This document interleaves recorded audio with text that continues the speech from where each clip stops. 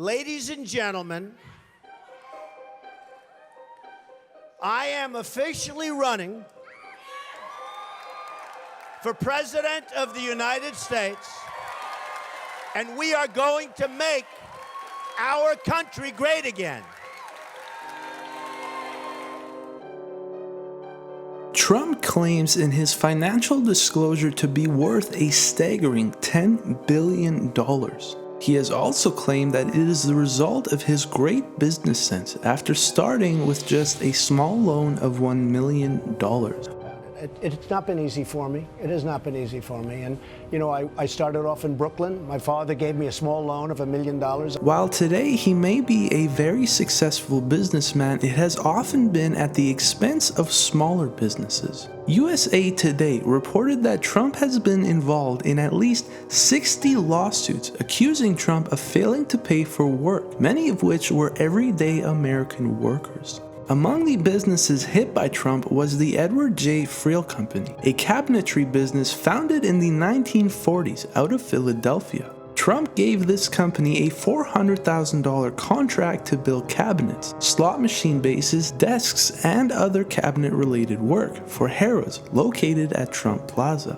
Upon its completion in 1984, the final bill of nearly $84,000 was submitted for payment to Trump's organization. This was money that the Edward J. Friel Company would never receive. Edward Friel then set out to sue Trump for the money that he was owed, but he was advised that Trump would simply drag the case on and would let legal fees get to the point that they would far exceed the $83,000 owed to him. Sadly, only 5 years later, the Edward J. Friel Company filed for bankruptcy on October 5, 1989, after being in business for nearly 50 years. While Trump has made claims like this, wouldn't pay what the man needed to be paid, what he was charging. Maybe he didn't do a good job, and I was unsatisfied with his work, which our country should do too. The very long list of allegations from various business owners seems to point to the truth. Ironically, among those who have fought against Trump for money owed to them, his own lawyers that defended him against not paying have sued Trump for failing to pay them. Similarly, the Taj Mahal Casino in Atlantic City built by Trump had at least 253 subcontractors who were either not paid in full or on time during its production. Documents have come out showing that Trump's company spent a minimum of $68,000 for a push into Cuba in 1998, a time where any corporate investment of anything at all into Cuba was highly illegal. Because the US government prohibited spending money in Cuba, Trump went about doing so indirectly. With the knowledge of Trump, executives on behalf of Trump funneled money through the American consulting firm by the name of Seven Arrows Investment. Once in Cuba, representatives of Trump met with different business owners, bankers, and even government officials to look into future opportunities for the potential of building a Trump casino in Cuba. This was done because Trump felt that the embargo against Cuba was coming to an end in the near future and wanted to be ahead of the curve by getting his foot into Cuba before the embargo was over. This was a smart but definitely illegal business move by Donald Trump. The former Trump executive has said that Trump took place in discussions concerning Cuba, the trip, and knew of the entire ordeal taking place. Following the trip, Seven Arrows billed Trump for the $68,000 and even advised Trump's company on how to make the trip appear legal by linking it to a charitable effort. Even worse for Trump, Trump Hotels made this payment just before Trump began his first run at presidency in 1999. On the first day of his campaign, he said the following: "Putting money and investing money in Cuba right now doesn't go to the people of Cuba. It goes into the pockets of Fidel Castro.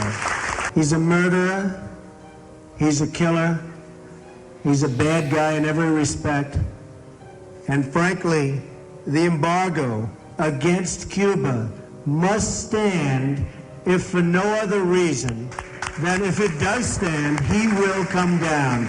By the words of Donald Trump himself, he knows he was supporting a murderous dictator. For many Donald Trump supporters, their number one priority come this November is that he defeat Hillary Clinton. To do their part, millions of Americans have donated personal funds. In July alone, Trump raised a staggering $82 million. This is all money that people would expect to go towards defeating Hillary. It is unlikely, though, that they expected Trump would use their money to purchase up to 5,000 copies of his own book at retail price. However, this is exactly what happened. Trump spent a whopping $55,000 of donated money to do this. It is believed that this was an attempt to get his book onto the New York Times bestsellers list, which is why he bought the books at retail price. This would simultaneously send any royalty money back to him. Thus, he would actually be making money by spending his supporters' donations. This is troubling, and if the money did end up back in his pockets, it is also very illegal. These 5,000 copies of this book were handed out to delegates at the Republican National Convention. Among the policies Trump has suggested, one of the most dominant has been his stance on illegal immigrants. Day one, my first hour in office, those people are gone. Despite this, Trump has on multiple occasions knowingly employed illegal immigrants himself. Trump Model Management was alleged to have paid former models who say they worked in the United States without proper permits and were paid illegally by Trump. In another case in 1979, when Trump took down the Bonwit Teller department store in order to clear space for what is today Trump Tower, Trump knowingly hired around 200 undocumented illegal immigrants. The majority of these men were Polish and worked in horrific work conditions. Workers claimed that they were made to work 12 hours a day for 7 days a week for the measly wage of just $4 an hour, often without proper tools, some using just sledgehammers. Many had little to no safety gear despite working on a dangerous worksite. Even worse, Trump threatened these workers and said that he would report them and have them deported should any of them complain. The extremely low wages that these men earned led to most not being able to afford proper housing, and many workers resorted to sleeping at the construction site. Despite Trump denying these allegations, an FBI informant, Daniel Sullivan, testified against Trump, stating that Donald Trump told me that he was having his difficulties and admitted to me that he had some illegal Polish employees on the job. I reacted by saying to Donald that I think you're nuts. Sullivan testified at the time, I told him to fire them promptly if he had any brains. In 1991, Charles E. Stewart Jr., a federal judge, ruled that Trump was indeed involved in fraud and knowingly participated in the breach. Damages were set at $325,000. The case was later settled and the agreement has been sealed. In 1987, Donald Trump founded his own charity, the Donald J. Trump Foundation. Trump was, in the early years, the sole contributor to his own charity. Strangely though, its money seems to have come from everyone but Trump since, as he hasn't contributed to his own charity since 2008, according to tax records. Instead, Trump has used his fame to garner large donations from rich friends. The Trump Foundation has incredibly used over $258,000 for non-charitable acts. Trump has used his charity funds to purchase ridiculous gifts for himself on multiple occasions. For instance, in 2012, $12,000 was spent on a Tim Tebow signed football helmet. In 2007, a $20,000 6-foot portrait of Trump himself was paid for by the Trump Foundation. But that isn't the only one, as there is yet another self-portrait in 2014, in which Trump purchased a self-portrait again for $10,000 with a check that again was from the Trump Foundation.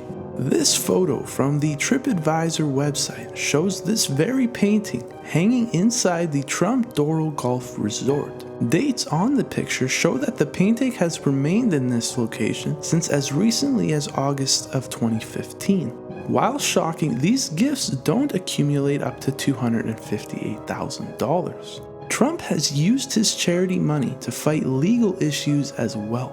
In 2007, Trump's Mar-a-Lago club faced accumulated fines of a whopping $120,000. After a settlement, it was agreed that if Trump made a personal $100,000 donation to a local charity, all fines would be waived. Trump agreed, but instead, Trump paid $100,000 from his charity rather than his own money. In 2013, Trump's foundation gave $25,000 to a political group which backed Pam Bondi, a Florida attorney general. The problem? This occurred around the same time that Bondi's office had Trump in their sights to investigate fraud allegations made against Trump University. However, after this $25,000 gift, Trump was never investigated. The foundation is riddled with self-dealing, tax evasion, improper use of money, and Trump has often used this foundation for little more than self-publicity.